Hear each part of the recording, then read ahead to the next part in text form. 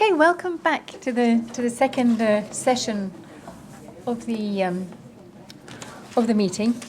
In this second session, we are going to look at the role of taxation in social protection financing and look at some of the specificities relating to how one looks at social protection in particular and the linkages with tax financing.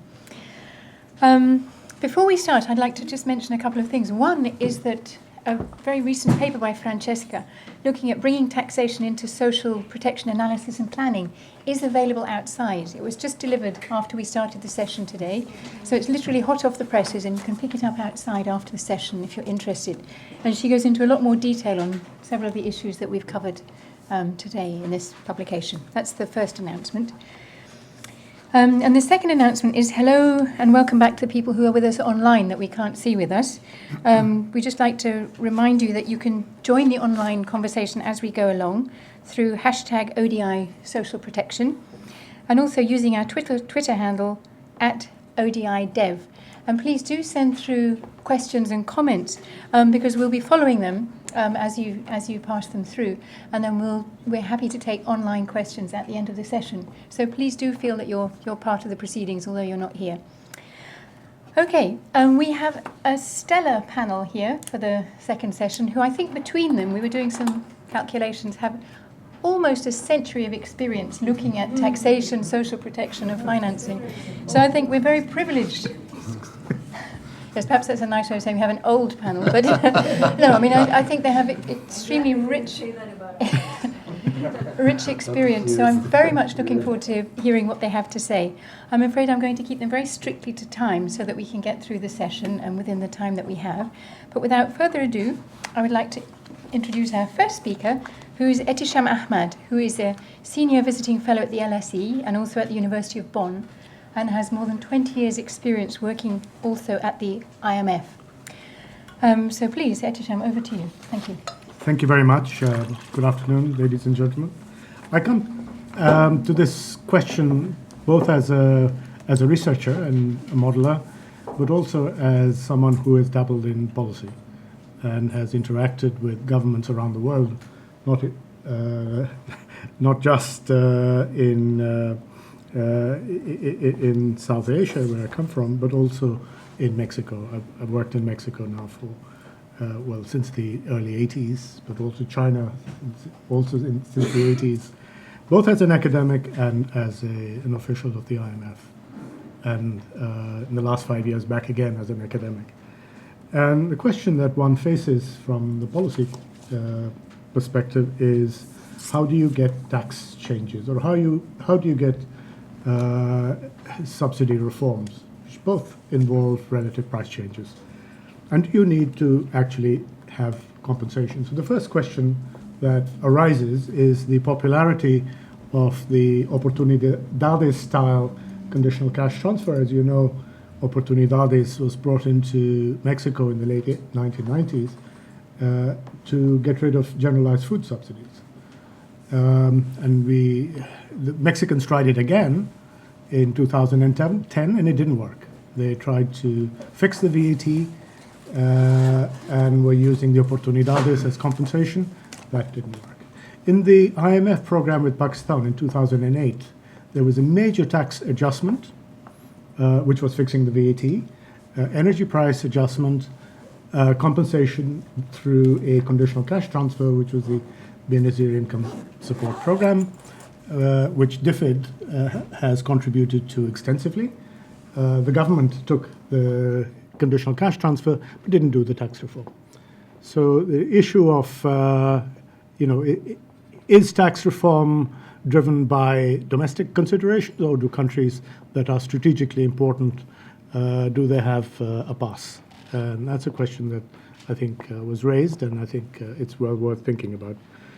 Similarly, proposals as we speak today in Egypt and in a number of other countries involve adjusting energy prices in combination with conditional cash transfers. The question really is this correct?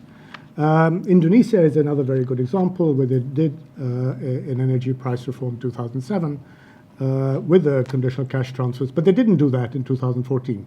And the reason why they didn't do it is actually quite interesting. So the question really is, do conditional cash transfers become what Pranab Bharatan calls clientelism? Do they actually lead to perverse political incentives? So the question arises, is the assessment of gainers and losers that we're talking about, which is the starting point of the policy debate, is it misplaced? Or are we really talking about essentially people who are middle class and upper income groups who might stand to lose that really stymie any reforms, not the poor? So really, you end up giving benefits to the rural poor, which is completely okay, but it's nothing to do with the energy or the tax price reform. So really, I think we need to think through very much more carefully along the lines of the analysis that I fully agree Nora was talking about earlier. You have to be looking at the whole story, who gains and who loses. A second part of the assessment essentially arose in conversations with Santiago Levy, who, as you know, is chief economist of the Inter-American Development Bank. He is the father of Oportunidades. He designed Oportunidades late 1990s. He wrote a very nice book which criticizes Bismarckian social insurance in Latin America, particularly Mexico, as good intentions, bad outcomes, and suggests that really in order to remove distortions and remove incentives to participate in the informal sector, you really need to move to instruments like value-added tax to reduce. That also reduces the cost of doing business. So that's the agenda, and those are the questions. I think one has to look at the context. So if you're looking at, say, three countries, say Pakistan, which many of you are involved with, Mexico we're talking about, and Egypt. You know, these are countries where tax GDP ratio is much lower than the average of the developing countries that Francesca had shown. Mexico is around 10%. Pakistan is less than 10%. Egypt is just above 10%, well below the 18% of GDP, which all the MDGs were sort of projected at. Mexico is using diminishing petroleum funds. So the problems in Mexico are a realization that they can't continue to eat up the petroleum resources for domestic transactions. So really, the problem is that in some countries there's a realization that this is a problem. Countries like Pakistan, there is now a dependence on foreign assistance, which actually acts as a deterrent to domestic resource mobilization. I think your question was exactly right. In some cases it is, in some cases it isn't. In the Pakistan case, unfortunately, it is. And it needs to be examined, particularly by DFID, very carefully.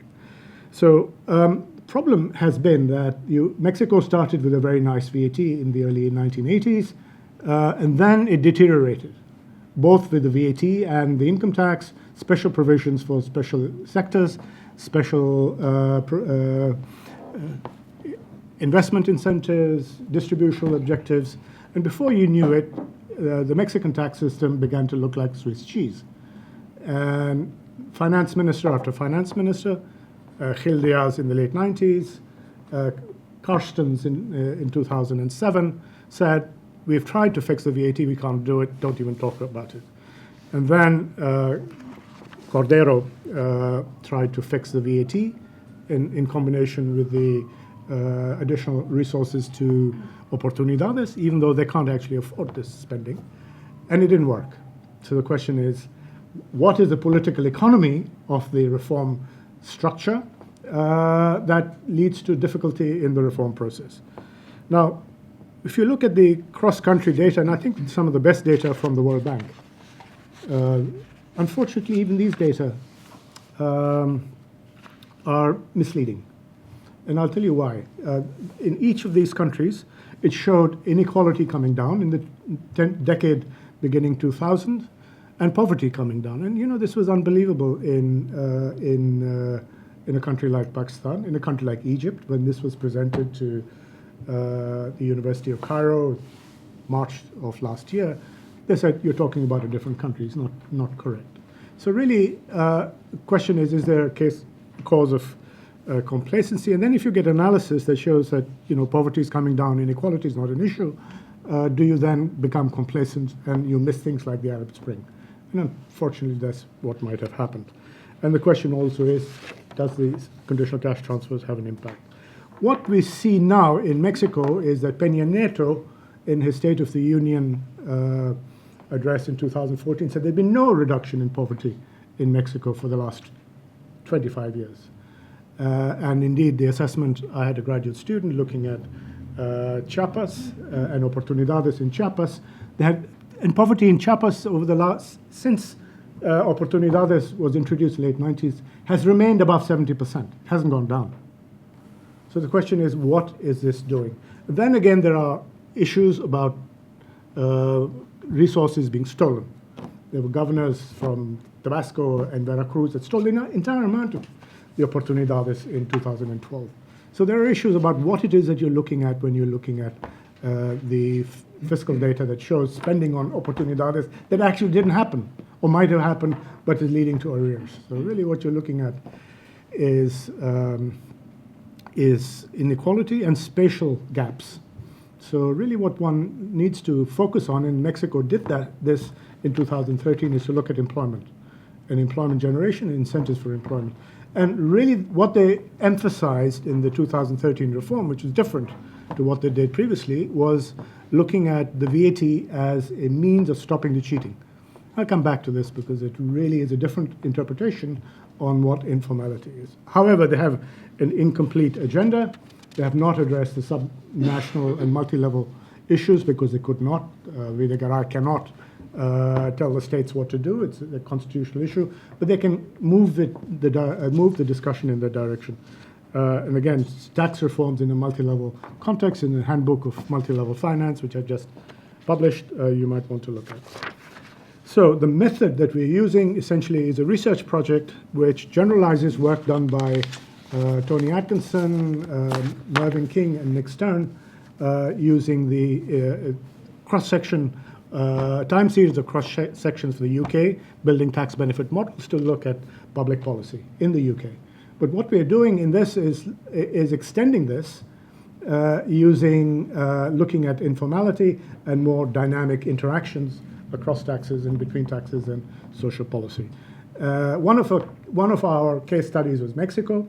We worked with the Calderon administration, Vice Minister Pepe Toño, and then with the Peña Nieto administration, Vice Minister Nesmaja, in putting together the policy package. This was also part of our research.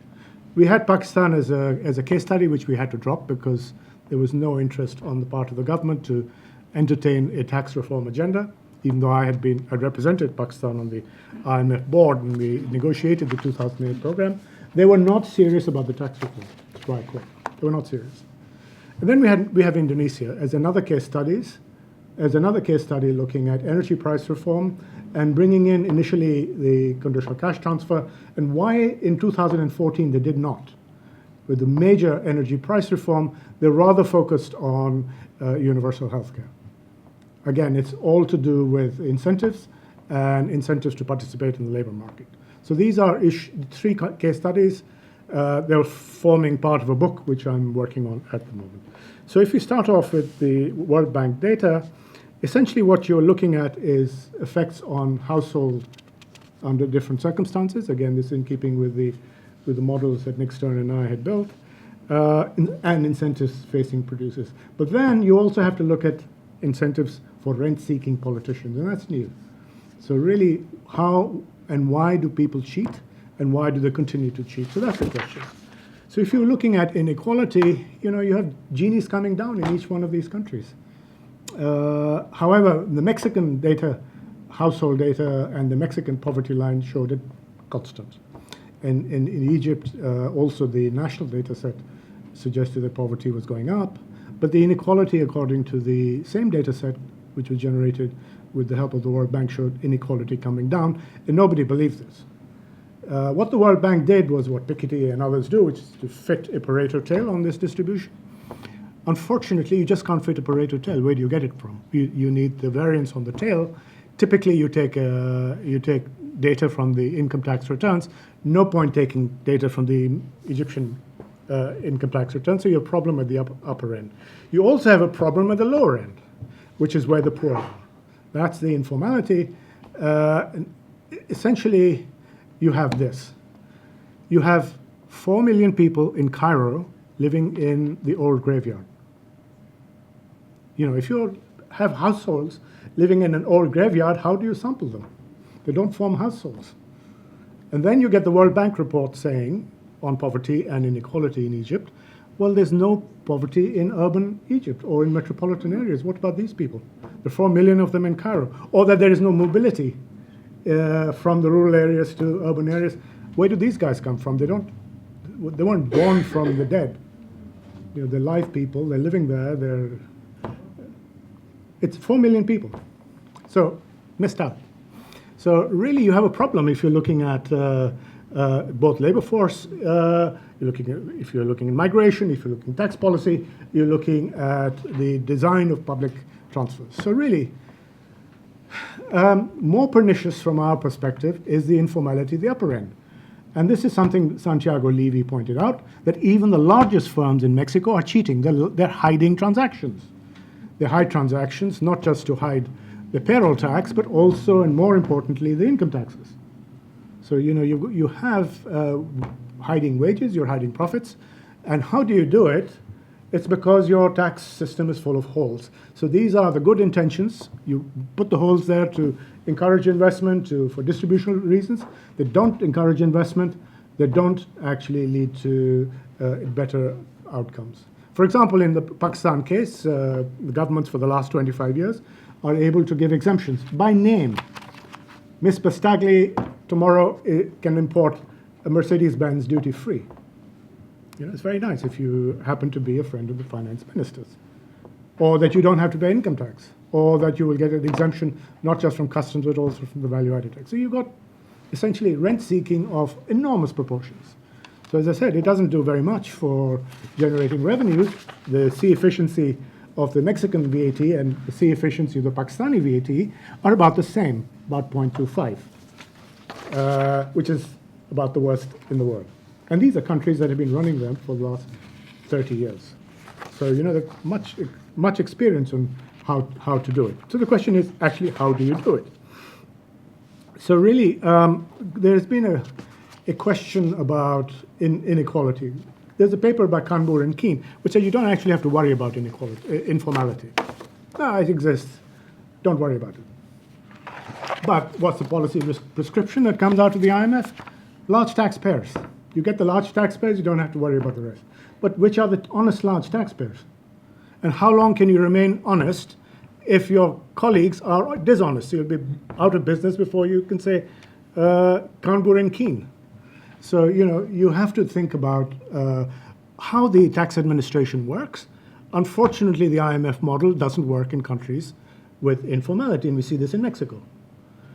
So with the informality, you have, and all these holes, you have cascading, heavy reliance on payroll taxes, adding to the cost of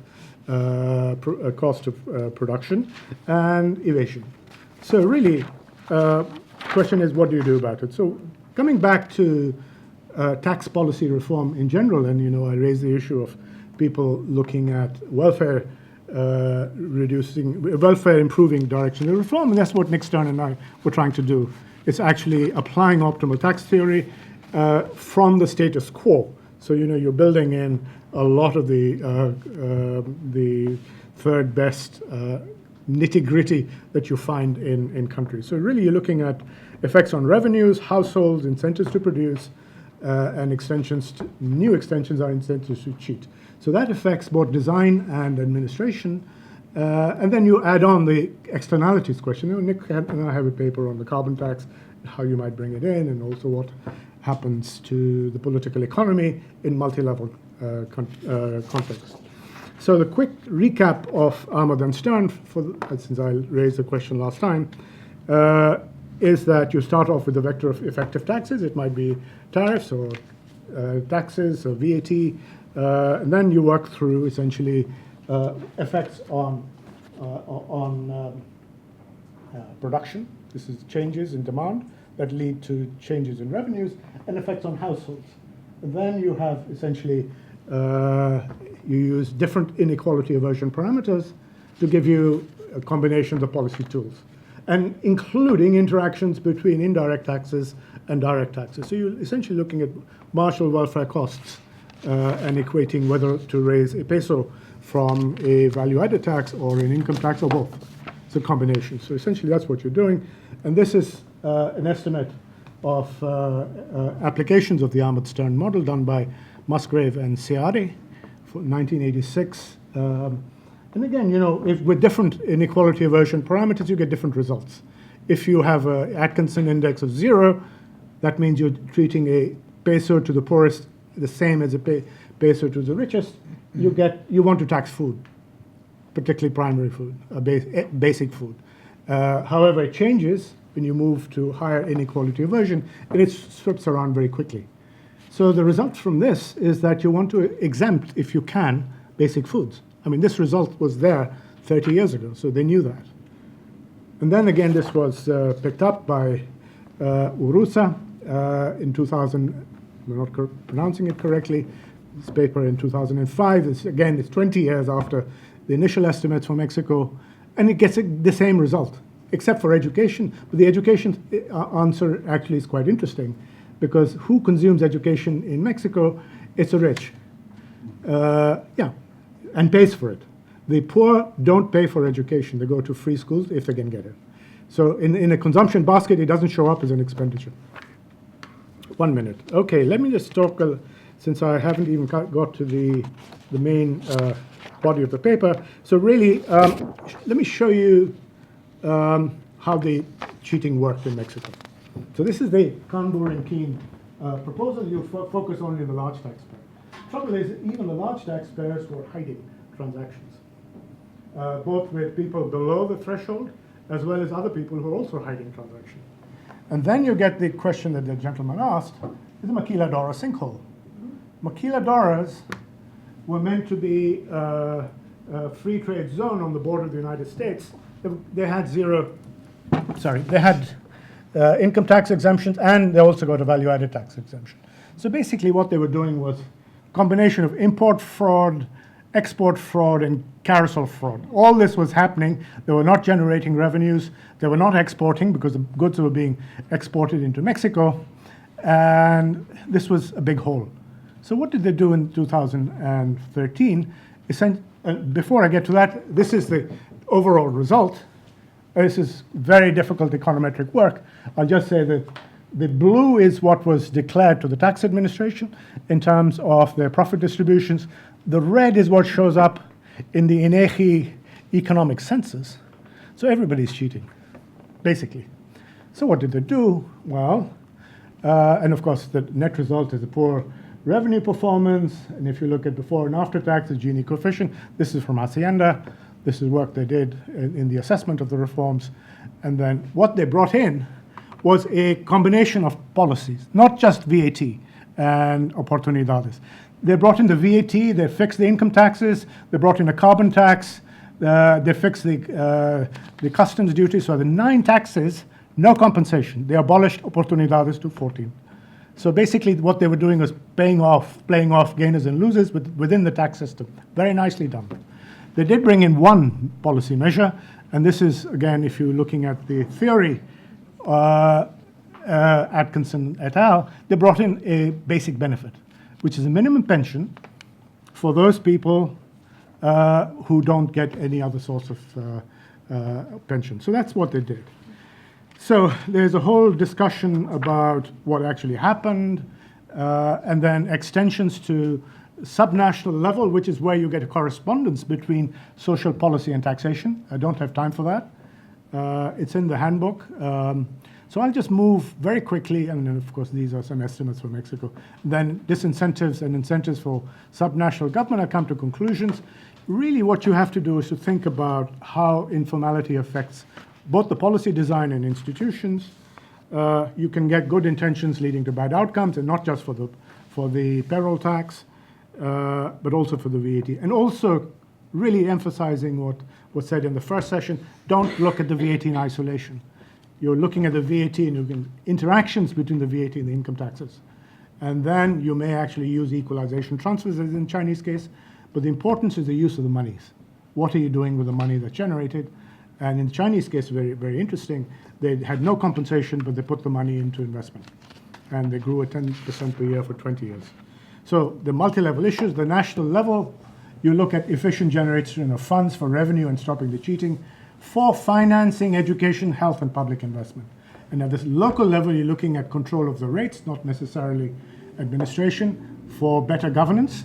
And at the local level, closer linkage with service delivery is critical. So but this is actually going back to Alfred Marshall and Adam Smith, but it is really a solution we're suggesting in the handbook to the difficulty that countries around the world are facing with property taxes, because there's a lot of political resistance if you just bring in a property tax in isolation.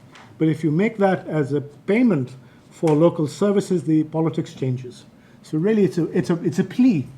It's a plea for changing the way that people do subnational property taxation. I'll stop. Sorry for going over. Thank you very much. And for those who are interested, the rest of the 40 pages are in the handout, which I'll leave with Francesca. Thank you. I think the handout will be available on the ODI website for those who are interested. So thank you very much.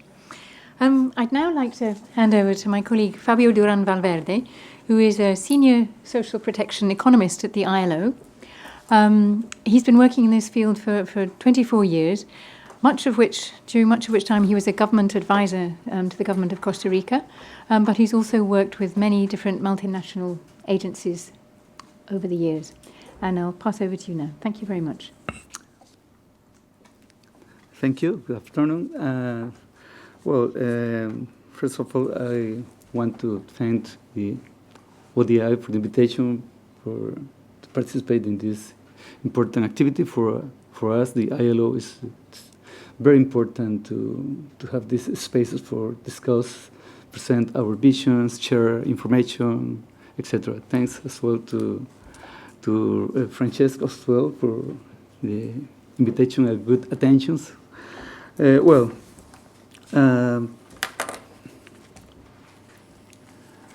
idea with my presentation is to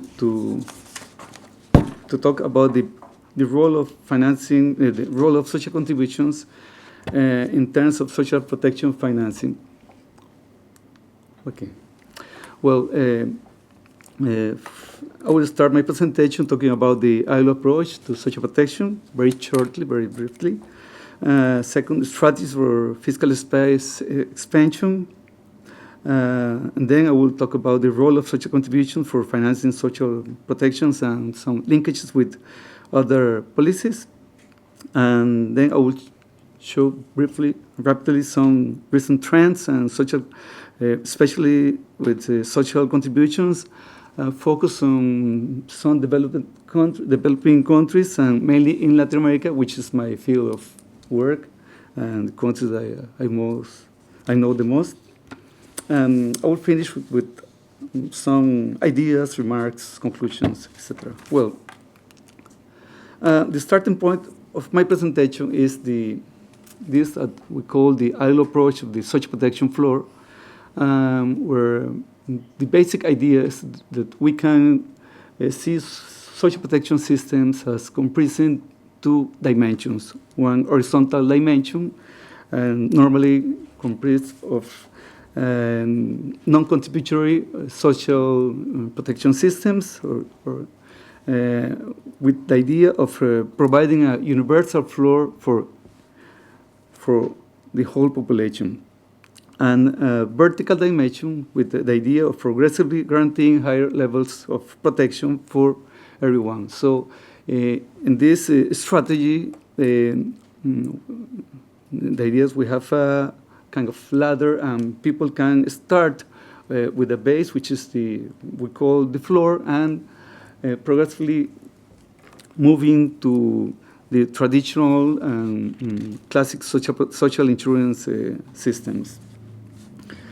In terms of financing, there are two main messages that we can extract from this ILO approach. The first one is the need for a proper combination of taxes and social contributions. which is central for this bidimensional approach. So the idea is not if we are, the discussion is not around if we have to use taxes or social contribution, but the idea is that we need to look for the proper combination, depending of each national particular context. The second idea is for that, fiscal space is fundamental. Fiscal space, without fiscal space, it's impossible to think about extending social protection. The problem is how to create that fiscal space, especially for developing countries. Then, what we have here in this graph is the information about the government expenditures as a percentage of GDP. Basically, what we can see is most of countries on the right hand are developed countries with sufficient fiscal space, but most of the countries or countries on the left hand are low-income countries mainly, but in general, developing countries. So a main conclusion is that there is a huge difference in terms of the existing fiscal space and in terms of the capacity to create fiscal space. So we can say that another message is how to fill this gap and how to go with strategies that allows countries to increase the fiscal space. Well, we have been working on. Sorry, I forgot to put my parameter. We have been working on this area of studying the different mechanisms for creating fiscal space, and what we have here is some examples based on studies conducted by ILO. And the idea is that countries have many options for extending social protection. Could be reallocating public expenditure, increasing tax revenues, extending social security contributions, reducing debt of the debt service, curtailing illicit financial flows, increasing aid, tapping into fiscal reserves, adopting a more accommodative macroeconomic framework. So there are many options, and what we see with in this slide is that different countries are normally combining different mechanisms and looking for different strategies at the same time. And what we can see is that there is no one unique way of creating fiscal space. Well, what we have here is information regarding the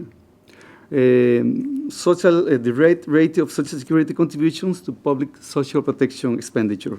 We can extract many conclusions from this information. And again, there is a big gap between the possibilities to finance social protection based on social contributions.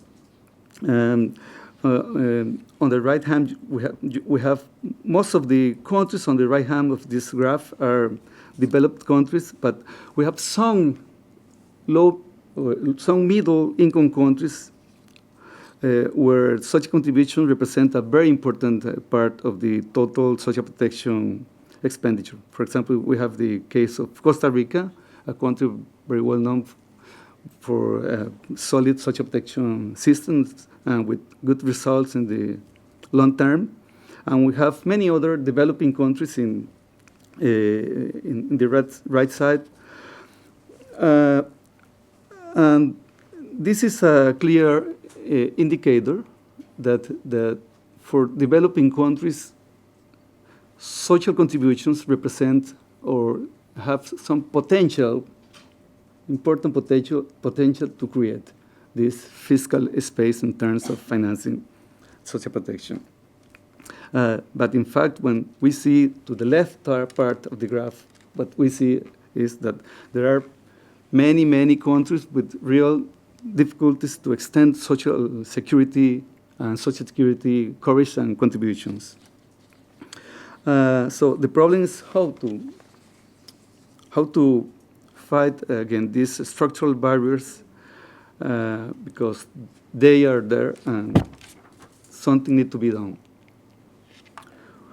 Well, for the ILO, the issue of formalization is central for our institution. We see clear linkages between formalization, the social security coverage, and social security revenues. And the idea is that we need to find a way to boost these linkages. So working on formalization, we can work in formalization in terms of taxes, formalization in terms of employment, formalization in terms of enterprises capacity, and there are many advantages linked to this, to the formalization. Formalization, working on formalization means better enterprises, higher competitiveness, better jobs, increased household income, consumption, more contributory capacity for paying taxes and for paying such contributions, and more tax revenues. So there are many advantages linked to the idea of working on formalizing the informal economy. Well, what I am going to do now is to present some figures on recent trends on social security, coverage, and social contributions in some developing countries, mainly Latin American countries. And the idea is in some way to show that there are possibilities that there are some countries that are progressing in this area. We have in this slide the case of Brazil. We have the members contributing to the pension system as a percentage of economically active population. And what we see here is a big increase in terms of people contributing to the pension system. And let me say that this is, again, all expectations.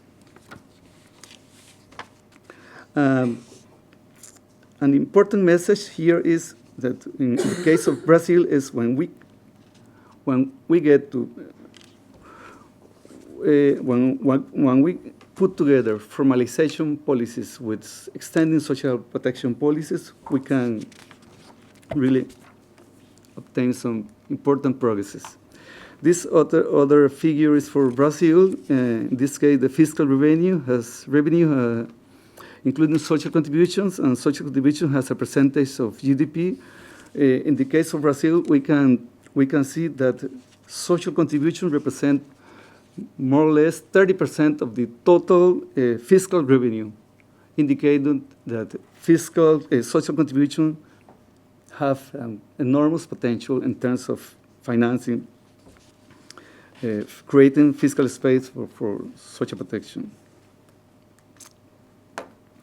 This is the case of Costa Rica. We have the evolution of the social contribution as a percentage of GDP and has a percentage of social spending. What we see, except for this period of the crisis in 2009, but with some recovery up to date, is that in Costa Rica, social contribution represents a very important part of the total social protection expenditures. Perhaps it's better to see this information in this other graph. For example, in Costa Rica, if you add health insurance and other social insurance, you get approximately 95% of the total social protection expenditures. Other countries like Cabo Verde, Colombia, Thailand have been progressing in the same direction, and then I'm going to present some of these briefly, these experiences. I have 3 more minutes, okay. Thank you. Well, this is the case of Thailand. We see that in Thailand, the health sector have succeeded in terms of extending coverage and reaching practically universal protection. And this is mostly combining social insurance and social assistance. We have the case of Colombia. Colombia is an exceptional case in Latin America in terms of extension of the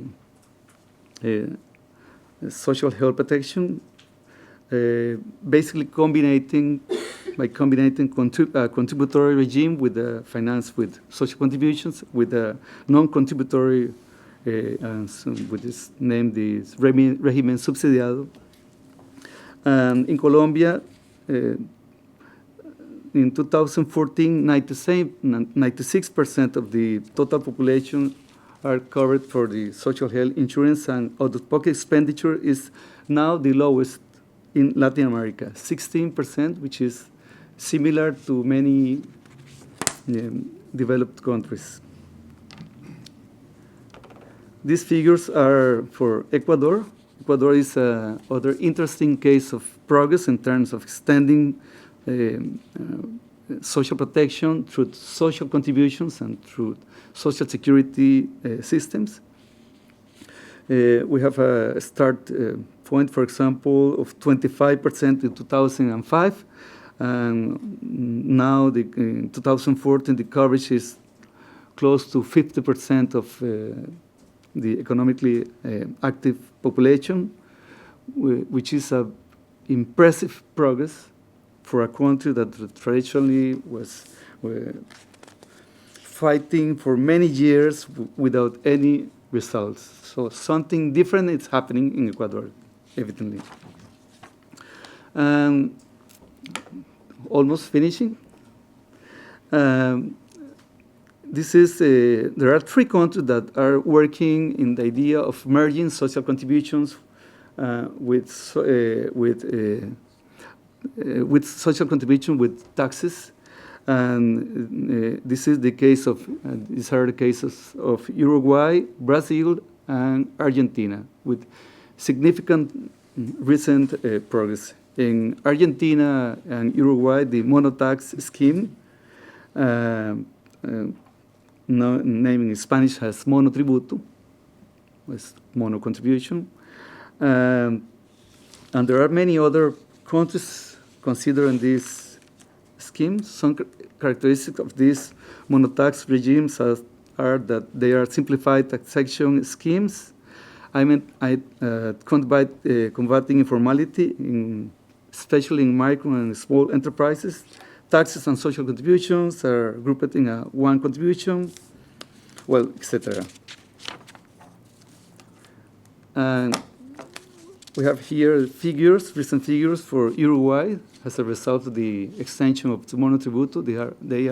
These are really impressive results in a very short time of some years. Uruguay have been extending social protection to informal economy through this idea of merging. Okay, to finish my presentations, I would like to make some final remarks. First, social protection is affordable, even in the poorest countries. However, an optimal combination of programs, non-contributory and contributory, and sources of financing, taxes and social security contributions is necessary. Number 2, social contributions plays a very important role in creating fiscal space to finance social protection, and we can see in practice many countries progressing around this idea. The idea is that they need to be linked to formalization policies. Number 3, formalizing the informal economy is a main challenge and a main strategy for the creation of fiscal space for any purpose and for financing social protection in developing countries. Number 4, in many countries, social contributions are feasible instruments for expansion of fiscal space and for social protection financing. The figures presented previously are a clear demonstration that this is possible. Nevertheless, social contributions have a very limited scope in low-income countries, characterized by high informality, structural barriers to the expansion of social insurance. Then in these cases, we need to look for other alternatives, and we need to focus our effort building what we call the floor, the social protection floor, and try to progressively introducing social contribution for extending vertical and horizontal coverage. Thank you so very much. Thank you very much, Fabio, for that fascinating overview of what's possible. Thank you very much. Armando, I'd like to hand over to you now for the final presentation. Thank you. Thank you very much.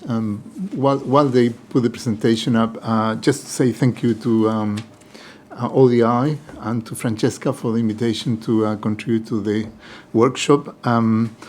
Francesca sent us a set of questions. She said you can organize your presentation any way you want to, but you have to address the following questions. Questions were extremely scary. So the best way I could find of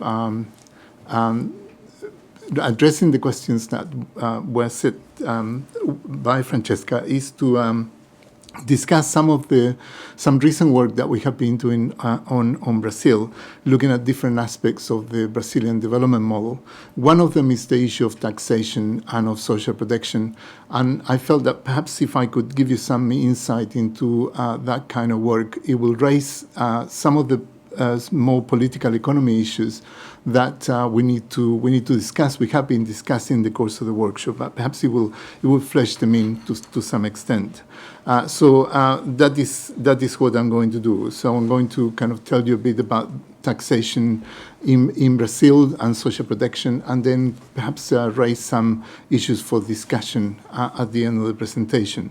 But I wanted to start by with the following citation, just to justify Anna's sort of mention about the fact that we have 100 years of experience. I was going to refer you back to an interesting paper from 1991 by Atkinson and Bourguignon.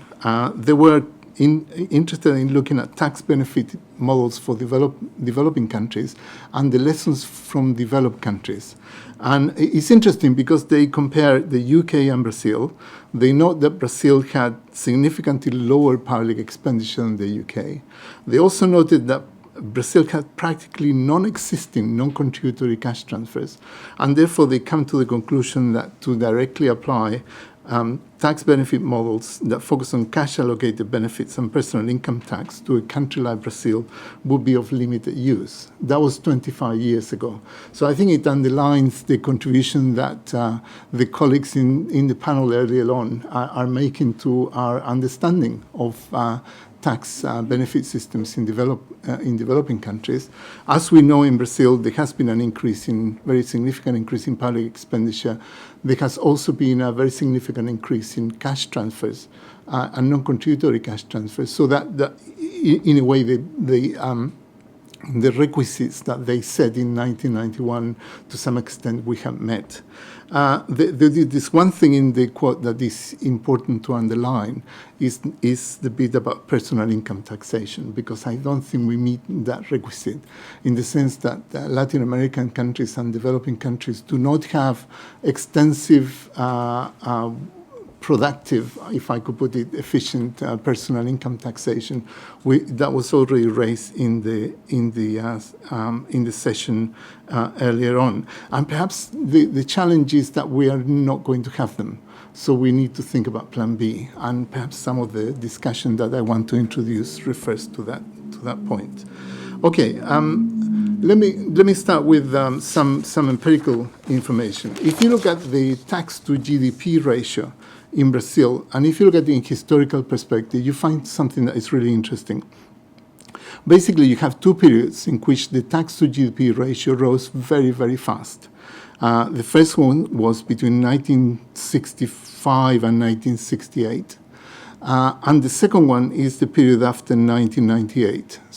If the period in between, that is 1968 to 1995, is almost a plateau. There is kind of no change in the tax GDP ratio. Now, this is really interesting because we have a nice historical comparison, perhaps a quasi-experiment here. The first hike in the tax-GDP ratio in the 60s happened under a dictatorship. Is the typical IMF kind of thing, because what they did was to introduce VAT. Brazil is one of the countries that was one of the earliest, the pioneers in introducing VAT, and they kind of improved the tax administration. So in a way, the kind of 1960s rise in the tax GDP ratio responds to pretty much the advice that an IMF official will give you today. The increase in the tax GDP ratio from 1998 onwards is intriguing. It's intriguing for three main reasons. First, because you don't have any substantive change in the tax code. There is a lot of minor changes that improve the tax code, but there is no significant change. There are no new taxes that came in that could have explained this rapid increase in the tax GDP ratio. There is only one exception, and that perhaps responds to the issue that was raised in Francesca in her presentation about earmarked taxation. Because in the mid-1990s, the government introduced social contributions as a means of funding an expansion of social policy. But they explain at best 2% to GDP, not the kind of 10 percentage points that the tax increase in the recent period. So in a sense, no policy model could explain why is it that the tax GDP ratio rose, because there is no change in the tax code or tax administration. The second intriguing issue is that the very significant increase in the tax GDP ratio has not changed the distributional pattern of the tax system. So if you look at the kind of tax incidence in 2009 in Brazil, and I'm probably going to get into trouble with either Laura or Nora in the discussion that we had in the earlier panel, the kind of ranking is done on the basis of pre-tax income, and as you can see from there, is pretty flat. As you would expect, sort of lower income families in Brazil pay more consumption taxes as a proportion of their income. The better off families in Brazil pay more personal income tax and social insurance contributions. But kind of the net effect of the tax incidence is that is really kind of rather flat or rather neutral. So the very, very significant increase in the tax GDP ratio did not actually lead to any change in the distribution of the effect to the different families in Brazil. So those two things are really intriguing. The other thing which is intriguing is that until very recently, there has been no contestation of this very rapid and significant increase in the tax GDP ratio in Brazil. As you know, there has been some pushback in the last few years, but if you go back to the kind of 2000s, there was no significant complaint about this very rapid increase in the tax GDP. Now, of course, there is much greater awareness and sensitivity to the tax, and there was in the 2012 LAPO, for example, they asked beneficiaries of Bolsa Familia whether they were prepared to pay more taxes to invest in Bolsa Familia, and 65% of them said no, they wouldn't be prepared to pay more taxes to expand kind of Bolsa Familia. So there's now much greater sensitivity to the level of taxation that there was then. So our kind of approach in a paper with Marcos Melo and Andre Canuto from the University of Pernambuco was really to try to fit a political economy explanation as to why Brazilians and the Brazilian government allow this tax GDP ratio to rise, because that will give us some, I guess, insight into what political economic conditions will be needed in countries that need to increase tax collection to be able to fund social protection. So that is my kind of entry point on that. the kind of hypothesis that we discuss in the paper is summarizing what you see in the picture there, in the kind of slide there. First of all, was there a change, a shift in the pressures for redistribution? And clearly there was, because Brazil came out of 20 years of dictatorship in 1985. They decided that they wanted a society that was much more inclusive. They convened a constitutional assembly which produced a new constitution in 1988 that established very significant new rights, in social rights, rights to education, rights to healthcare, rights to social protection. And so you can see that kind of reflects on a shift in the demand for redistribution in Brazil. So that is one point. Of course, you can have an increase in the demand for redistribution as you have in the UK, for example, but if you don't have the political parties and coalitions that will be able to translate that into policy, you're not going to get very far. So the second kind of stage in our argument, which I'm not going to discuss to any great extent, is the fact that the political regime in Brazil and the democratic processes actually allow this to translate, this pressure for redistribution to translate into effective policies. But I'm not going to discuss that to any great extent. Since about 1995, there have been two coalitions in power. One, the Cardoso coalition of 2 terms, and then the Lula and Rousseff coalition. They are both kind of center-left coalitions that are committed to redistribution. I won't say much more on that. The one point that this is important is the alignment of a fiscal contract and a social contract. And I'll kind of probably that is quite interesting to look at in the context of what we need to do to generate finance for social protection. Let me say something about the pressures for redistribution, because Brazil has been an unequal country for a very long time. So basically what happened in the 1990s that led to an increase in the demand for redistribution. One explanation that we discuss in the paper is the following. What you see in the slide is the proportion of the adult population who are registered voters. If you look at the period before dictatorship, the last kind of election, 18% of the adult population were actually registered to vote. Then you have a period of dictatorship where normal politics was suspended. And then you go back to 1986, which is the next election. And you see that the number of registered voters there was 51%. Actually, at the time, Brazil also incorporated into the franchise about 25% of the population that were illiterate, that before were not allowed to vote.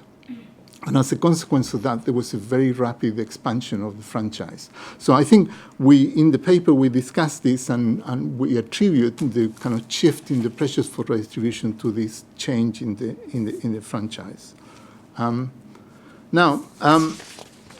the interesting point is that if you make a comparison, with the earlier period after the dictatorship and the later period in the 2000s, you find something really interesting.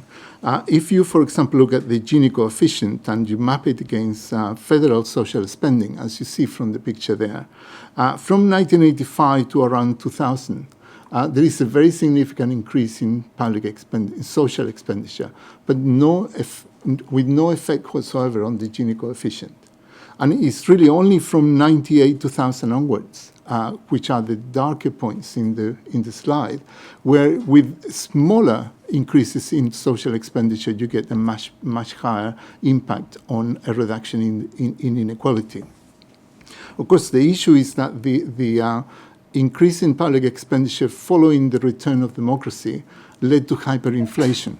It wasn't really attached to any fiscal contract. There was a social contract that said we want policies that are more inclusive. By the way, by social contract, by contract, I mean the primacy of politics over interest.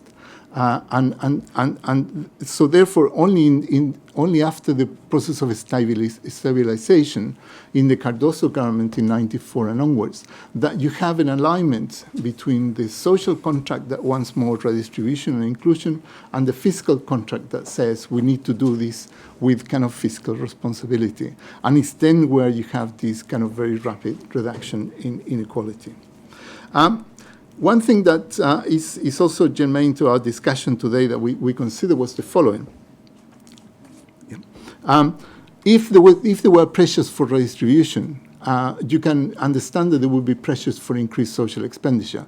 Why is it that there weren't pressures for a reform of the tax system, which is the issue that was raised this morning? Why not kind of focus on personal income tax? We looked at this issue. In the literature on Brazil, there are basically three views on this.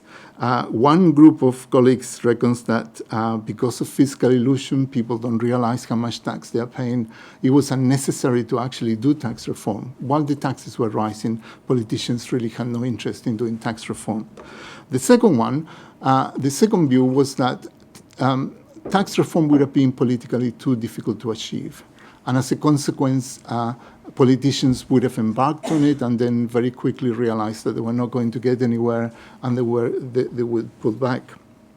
And the third one is perhaps the explanation that we think fits the context of Brazil best.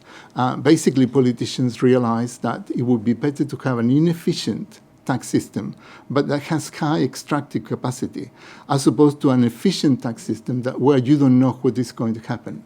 So that the conclusion is at the end. Successive governments opted for an inefficient and inequitable tax system in preference to an efficient tax system. That was reinforced by the view which we discussed earlier about the need to perhaps focus on redistribution on this expenditure side, not on the tax side. Okay, so that is what I have of Brazil. Now let me raise some issues for discussion. What can we learn from this? The first point is that Brazil was, as I said, the pioneer in introducing VAT.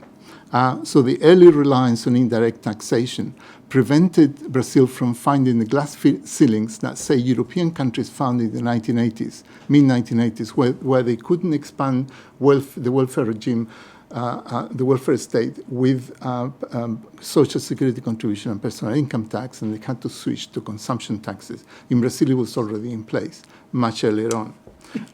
Secondly, Brazil confirms the importance of having an effective tax administration. I think that we all agree with that. I'll move on. The other point is the assertion of federal authority in fiscal matters. That was a consequence of the process of fiscal responsibility in Brazil that would apply to countries like Nigeria and so on. Now, the other three, which are perhaps more difficult to agree on, are the following. Social contracts are not enough to secure effective redistribution to the poor. You also have to have fiscal responsibility. So you need the fiscal contract and a social contract to go with it. It is okay to combine neutral tax incidence with progressive social spending. Brazil has been very successful in reducing poverty and inequality, perhaps with an ineffective, dysfunctional tax system.